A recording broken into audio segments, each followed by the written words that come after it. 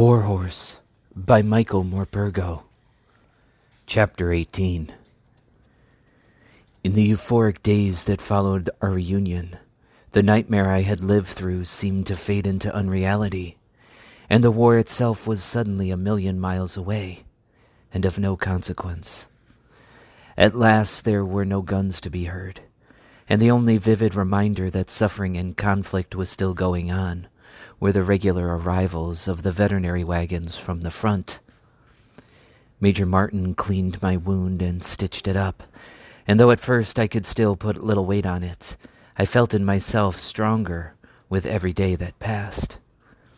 Albert was with me again, and that in itself was medicine enough, but properly fed once more, with warm mash each morning, and a never-ending supply of sweet-scented hay, my recovery seemed only a matter of time.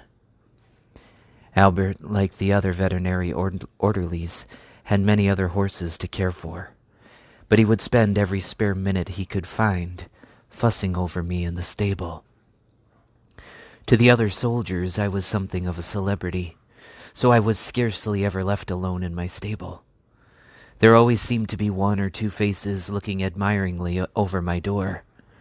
Even Old Thunder, as they called the sergeant, would inspect me overzealously, and when the others were not around, he would fondle my ears and tickle me under my throat, saying, "Quite a boy, aren't you? Thundering fine horse if I ever saw one. You get better now, d'ye hear?" But time passed, and I did not get better. One morning I found myself quite unable to finish my mash, and every sharp sound, like the kick of a bucket or the rattle of a bolt on the stable door, seemed to set me on edge and made me suddenly tense from head to tail. My forelegs, in particular, would not work as they should. They were still and tired, and I felt a great weight of pain all along my spine, creeping into my neck and even my face. Albert noticed something was wrong when he saw the mash I had left in my bucket. "What's the matter with you, Joey?" he said anxiously, and he reached out his hand to stroke me in the way he often did when he was concerned. Even the sight of his hand coming toward me, normally a welcome sign of affection, struck an alarm in me, and I backed away from him into the corner of the stable. As I did so, I found that the stiffness in my front legs would hardly allow me to move. I stumbled backward, falling against the brick wall at the back of the stable, and leaning there heavily. "I thought something was wrong yesterday," said Albert, standing still now in the middle of the stable. "Thought you were a little out of sorts then. Your back's as stiff as a board, and you're covered in sweat. What the devil have you been up to, you old silly?" He moved slowly now toward me, and although his touch still sent an irrational tremor of fear through me, I stood my ground and allowed him to stroke me. "Maybe it was something you picked up on your travels. Maybe you ate something poisonous. Is that it? But then that would have shown itself before now, surely. You'll be fine, Joey. But I'll go and fetch Major Martin just in case. He'll look you over, and if there's anything wrong, he'll put you right quick as a wink, as my father used to say. Wonder what he would think now if he could see us together. He never believed I'd find you. Either. Said I was a fool to go. Said it was a fool's errand and that I'd likely get myself killed in the process. But he was a different man, Joey, after you left. He knew he'd done wrong, and that seemed to take all the nastiness out of him. He seemed to live only to make up for what he'd done. He stopped his Tuesday drinking sessions. Looked after Mother as he used to do when I was little, and he even began to treat me right. Didn't treat me like a workhorse anymore. I knew from the soft tone of his voice that he was trying to calm me, as he had done all those long years ago when I was a wild and frightened colt. Then his words had soothed me, but now I could not stop myself from trembling. Every nerve in my body seemed to be tense, and I was breathing heavily. Every fiber of me was consumed by a totally inexplicable sense of fear and dread. "I'll be back in a minute, Joey," he said. Don't you worry. You'll be all right. Major Martin'll fix you. He's a miracle worker with horses, that man is." And he backed away from me and went out. It was not long before he was back again with his friend David, Major Martin, and Sergeant Thunder. But only Major Martin came inside the stable to examine me. The others leaned over the stable door and watched. He approached me cautiously, crouching down by my foreleg to examine my wound. Then he ran his hands all over me, from my ears down my back to my tail, before standing back to survey me from the other side of the stable. He was shaking his head ruefully as he turned to speak to the others. "What do you think, Sergeant?" he asked. "Same as you from the look of him, sir," said Sergeant Thunder. "He's standing there like a block of wood, tail stuck out. Can hardly move his head. Not much doubt about it, is there, sir?" "None," said Major Martin. "None whatsoever. We've had a lot of it out here. If it isn't confounded rusty barbed wire, then it's shrapnel wounds. One little fragment left inside, one cut. That's all it takes. I've seen it time and again. I'm sorry, my boy," the major said, putting his hand on Albert's shoulder to console him. "I know how much this horse means to you, but there's precious little we can do for him. Not in his condition." "What do you mean, sir?" Albert asked, a tremor in his voice. "How do you mean, sir? What's the matter with him, sir? Can't be a lot wrong, can there? He was right as rain yesterday, except he wasn't finishing his feed. Little stiff, maybe, but otherwise right as rain he was." "It's tetanus, son," said Sergeant Thunder. "Lockjaw, they call it. It's written all over him. That wound of his must have festered before we got him here. And once a horse has tetanus, there's very little chance. Very little indeed." "Best to end it quickly," Major Martin said. "No point in an animal suffering. Better for him and better for you." "No, sir," Albert protested, still incredulous. "No, you can't, sir. Not with Joey. We must try something. There must be something you can do. You can't just give up, sir. You can't, not with Joey." David spoke up now in support. "Begging your pardon, sir," he said, "but I remember you telling us when we first came here that a horse's life is maybe even more important than a man's, 'cause a horse hasn't got no evil in him, except any that's put there by men.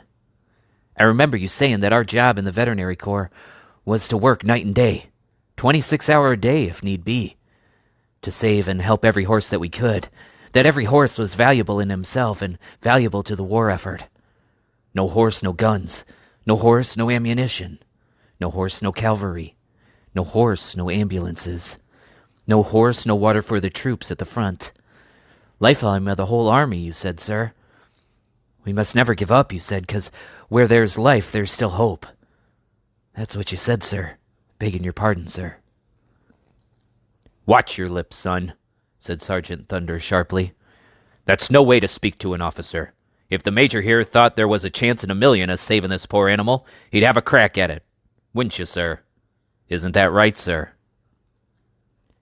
Major Martin looked hard at Sergeant Thunder, taking his meaning, and then nodded slowly. "All right, Sergeant. You made your point. Of course there's a chance," he said carefully. "But if once we start with a case of tetanus, then it's a full-time job for one man, for a month or more. And even then, the horse has hardly more than one chance in 1,000, if that." "Please, sir," Albert pleaded. "Please, sir, I'll do it all, sir. And I'll fit in my other horses too, sir. Honest I will, sir." "And I'll help him, sir," David said. "All the guys will. I know they will. You see, sir, Joey's special for everyone here, with this being Bertie's own horse back home and all." "That's the spirit, son," said Sergeant Thunder. "And it's true, sir. There is something special about this one, you know, after all he's been through. With your permission, sir, I think we ought to give him that chance. You may have personal guarantees, sir, that no horse will be neglected. Stables will be run ship-shape, like always." Major Martin put his hands on the stable door. "Right, Sergeant," he said. You're on. I like a challenge as well as the next man. I want a sling rigged up in here. This horse must not be allowed to get off his legs. Once he's down, he'll never get up again. I want a note added to standing orders, Sergeant, that no one's to talk in anything but a whisper in this yard. He won't like any noise, not with tetanus. I want a bed of short, clean straw, and fresh every day. I want the windows covered over so that he's always kept in the dark. He's not to be fed any hay. He could choke on it. Just milk and oatmeal gruel. And it's going to get worse before it gets better.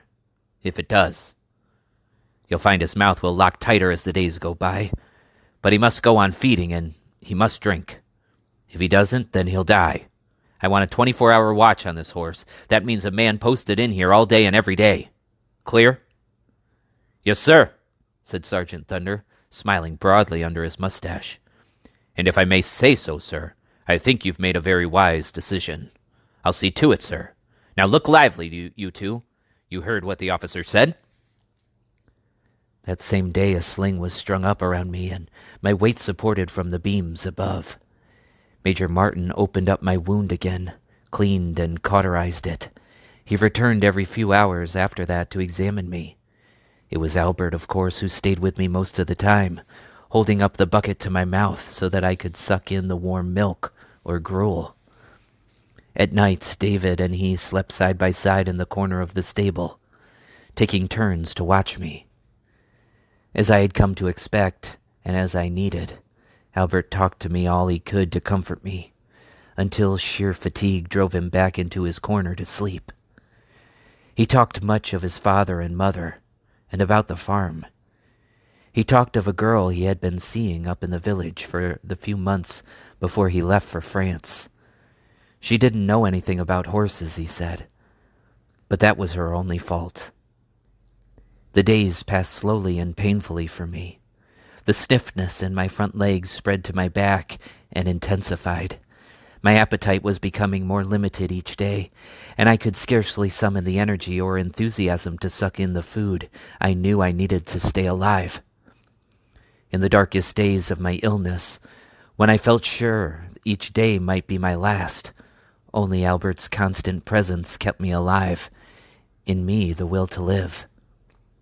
His devotion, his unwavering faith that I would indeed recover, gave me the heart to go on. All around me I had friends. David and all the veterinary orderlies, Sergeant Thunder and Major Martin. They were all a source of great encouragement to me. I knew how desperately they were willing me to live, although I often wondered whether they wanted it for me or for Albert, because I knew they held him in such high esteem. But on reflection, I think perhaps they cared for both of us, as if we were their brothers.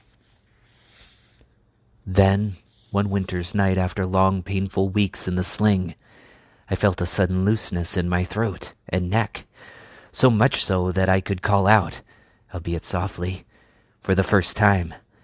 Albert was sitting in the corner of the stable as usual, with his back against the wall, his knees drawn up and his elbows resting on his knees. His eyes were closed, so I nickered again softly, but it was loud enough to wake him. "Was that you, Joey?" he asked, pulling himself to his feet. "Was that you, you old silly? Do it again, Joey. I might have been dreaming. Do it again." So I did, and in so doing I lifted my head for the first time in weeks and shook it. David heard it too, and was on his feet and shouting over the stable door for everyone to come.